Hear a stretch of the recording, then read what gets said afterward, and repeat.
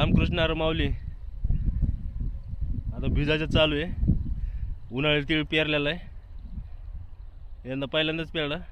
10-15 गुंठे पेरला असेल. आता पाणी कमी झाल्यामुळं आणि त्यात पेरताना धने मिक्स करून पेरलेला आहे.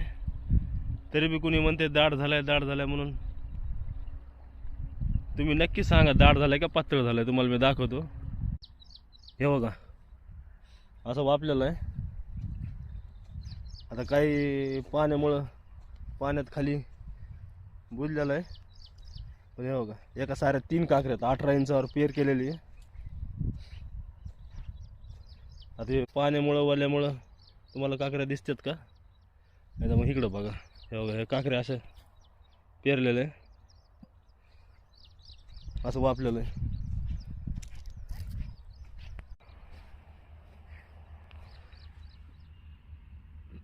दाट झालाय का पातळ नक्की सांगा. उन्हाळी तीळ.